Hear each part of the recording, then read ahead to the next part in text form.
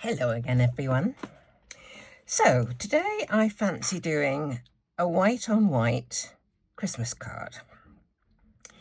The basic idea for this card started from a die that I saw that I really thought was fabulous. It's an Alexander Renka, and it's like an aperture where they're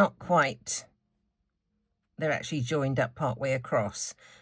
I can't get Alexander Renka dies easily. I have to rely on friends in foreign countries, or countries that use the euro, shall I say, to get them for me. My Print has a limited supply, but if there's a specific die that, I fancy, then it's kind of difficult.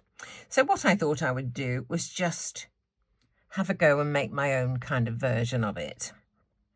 This die from Alexander Renka was like a swiped cut line, it's a painty line. And this bit was aperture, except for one little place where it was joined. Mine's going to have to be total aperture. So all I did was I looked through all my dies, and I didn't have a swipey die, but I had this vaguely crinkly sort of edge. So I thought these would do. I don't know what the make of these is. No idea. So this is going to be my card front panel. And I just want to kind of cut those.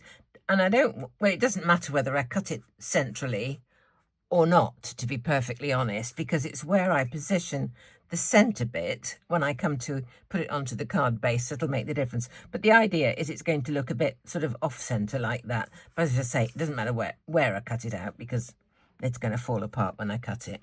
So let's just do that now. The important thing is the position of this outer circle. And I'm going to have that pretty much central, I think. So we will cut out this bit.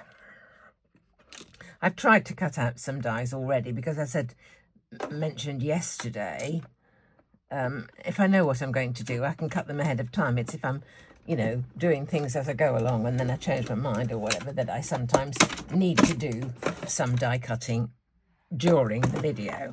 So let's have a look at our front panel. So there's the front panel that's going to go onto the card. It's not quite central, but, I think that will do. And this middle bit, let's put those over a magnet a minute. This middle bit, that would be quite nice for something else, wouldn't it? That would be quite nice just as a thing. Oh yeah, I'll use that somewhere else. Okay. Good gracious me. And that can go, I have to try and get the grain. This is my silk weave linen, so I'm going to have to get the grain kind of matching. And it's going to go something like that. This on foam tape, that on foam tape. So this bit will be slightly recessed. This is the idea. Let's just put this scrap away. What I thought was, I've got a couple of little spiky trees here. These were sent to me as well. Not absolutely sure of whether they go like that. I'm going to stack these two. When that's standing up, I thought I would have a tree and a tree and a moose, and I don't know where the moose came from either. That's kind of it, with a sentiment.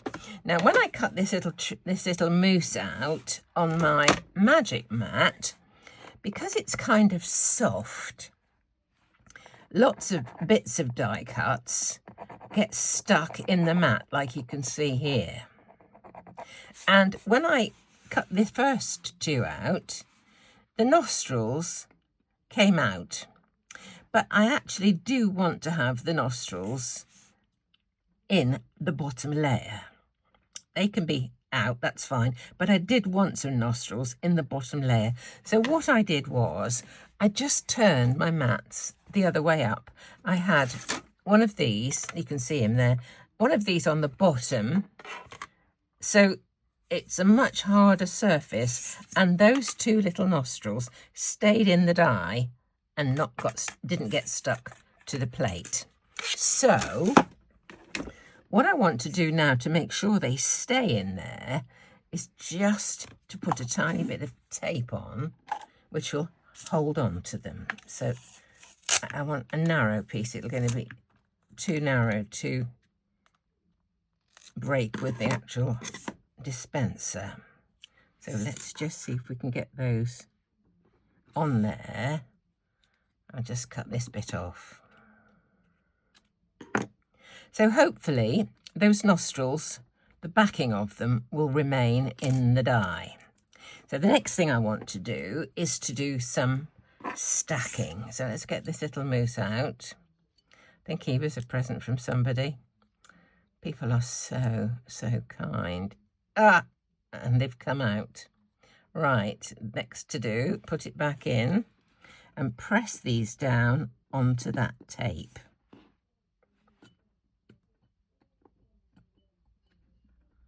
Let's see. You've been awful. Yeah, there they are. They're back in. Okay, and hopefully they're going to be sticking to that tape that I put on there. Okie dokie. Right, now I need to stack. That's the bottom one, and these two can go on the top. The thing with white on white basically really is texture and dimension, apart from your layout and all the rest of it, but texture and dimension. Doesn't he look cute? Look at him. So I'm just going to stack these, and I think to do this I'm going to do Natalie's method with dabbing, or I don't know what you call it, but it's a brilliant suggestion. She came up with this idea of reducing the length of the bristles on a basting brush, pastry brush, whatever you care to call it, and using that to dab on. And if you look at the end of these things, they're like round little dots, and those round little dots pick up little dots of glue and transfer them to your project. So let's just pick them up. Don't want too much of a blodge. You can normally just see individual little dots. It's like, you know, the dots that you put on from micro dots from those expensive sheets that you can use to glue or adhere, should I say, very intricate dies. Okay, so you can get this lined up. And the reason I'm stacking is to make it more prominent, to make it more stand out, more 3D,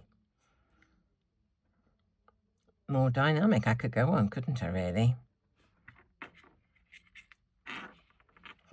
And this one.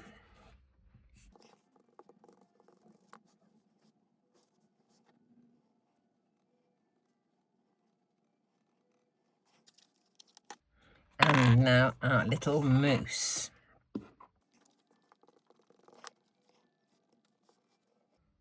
So sweet.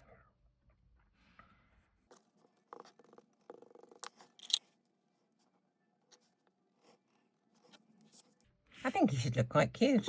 Right, let me just do the foam tape on these bits, and then you can see the effect of the dimension of the panel.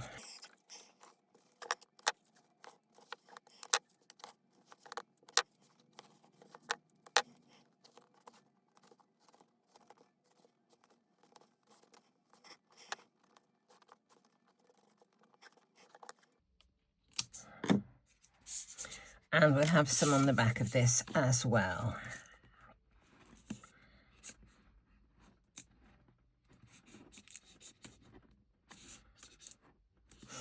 To make it go around the corners, I just put my finger on the foam tape, tug, and it just splits one side of the backing, and so that you can bend the foam tape round corners. Really useful. A lot of people say, oh, you can cut it off, but, you know, don't care for it.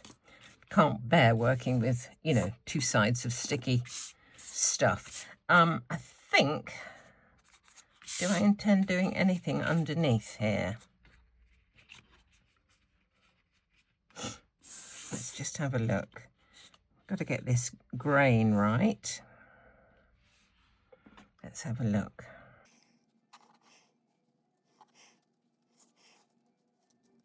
I had the Be Merry from yesterday, but I'd have to do another one in white, I think. I don't know if I'm going to do white on white. I'm just wondering whether to put some dry emboss something in there. Perhaps I will. Let's just find a little bit of something I can use to put behind. I'll be one moment finding. I think we'll use this bit and the Old Faithful snow. I think that will do. So I'll just emboss this and then I can put it on the backdrop there. This was a Sheena Douglas, but no longer available, so I'm sorry. I've searched for this for friends before now, and it's just not available. But there are loads of embossing folders that do, you know, the impression of whirling snow or whatever.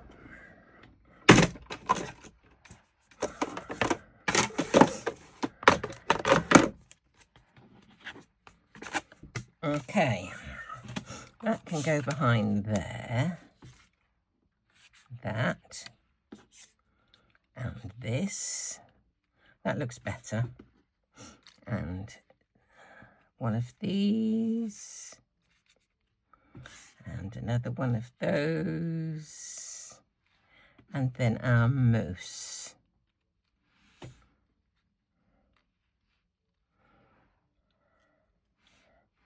I'll think about a sentiment, but first of all, I'm going to put a little bit of shimmer on the trees and the moose. So here's my shimmer pen. As I said in a video the other day, if you have any pen, marker or whatever that's got something inside like a ball bearing, it means you'd need to shake it, because whatever is in that pen has got something suspended, or elements will separate or something, so you do need to just give it a shake. In this case, it's to get the mica dispersed all through the liquid.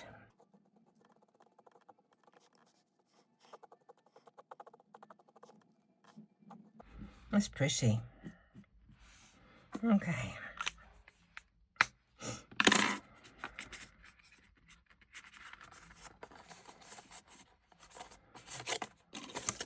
I think I'll take off this middle bit and then just stick that onto it to start with. Find the end.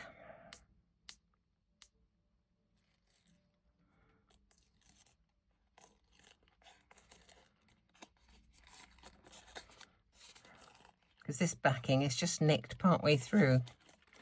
If you pull it all the way through, obviously it'll come off in different pieces, but I found this a really good way of doing it. So that can go onto there like that. Right. This piece, there's a bit on here that looks a bit shiny. I don't know whether that was from when it went through the die cutting machine, but let me just take this off.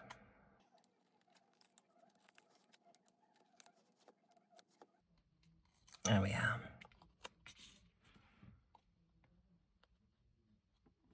Get the grain right.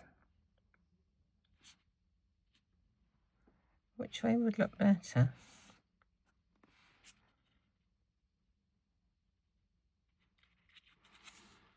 I was thinking that way, then this would support I think I'm going to have to. This middle bit will support these trees, because even 2 layers, they're still fairly flimsy. Let's just see. Haven't pressed it down yet.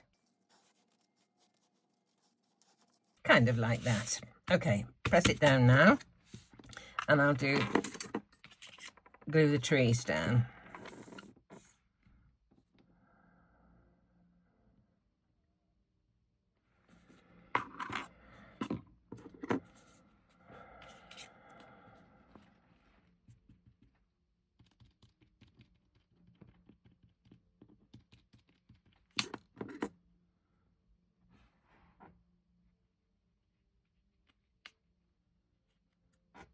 There's a bit either side there supporting that. Those little bits will look after themselves, I think.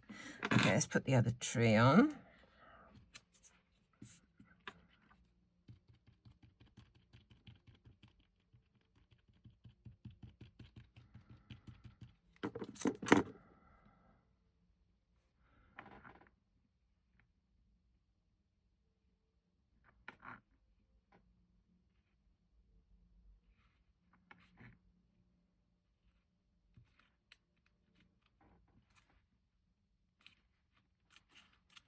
Okay.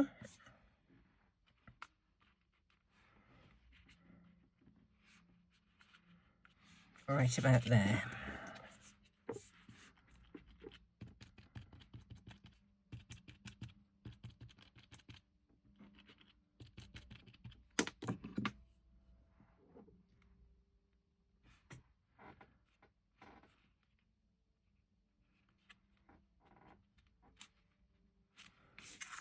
Okay. Now, a sentiment, and I think the sentiment is going to kind of make it. We've got, you know, various elements that are going to give it a little bit. I'm glad I put that in. That was a great improvement. So I'll just look for a sentiment and I will be right back. Well, I've gone back to the sentiment, the actual dies that I used yesterday on my card yesterday, and I'll tell you the reasons behind that. I got out various ones. You may have seen this one was still on my desk from yesterday, but that is too elegant. This, the images are kind of funky, you know? So to me, the two styles, they kind of clash a bit. So I wanted something that was a lot more, I don't know, chunky, funky. So I went back to the one I had yesterday. As I say, I can't remember where it came from, but I got out some others, and some of the reasons why I reject them are size, shape, font, all sorts. And I look for the weight of the font, you know what I mean? This is very fine, lightweight. This one is really, really chunky. So anyway, that's kind of my reasoning behind my choice of sentiments. It's not just part of the card, it's part of the design. Part of the design of the card. Where it goes has got to sort of flow with the actual layout of the card itself. So there is my finished white on white Christmas card. Bit of dimension, bit of texture, bit of twinkle, and it really doesn't take long to do. And I didn't realise, but I've got that piece, and I'm going to use that piece as a focal point for another card. I think that's fabulous. Didn't even think about that. I was just thinking about making my aperture. So there we go, another one. Do click the thumbs up if you've enjoyed the video. If you've not subscribed, it would be wonderful if you could. And if you are subscribed, if you could just check that you're still subscribed, that would be great. For some reason, people have been saying to me that they've looked and they've become unsubscribed. So every little helps. So thank you so much for watching, and do come back and see me very soon.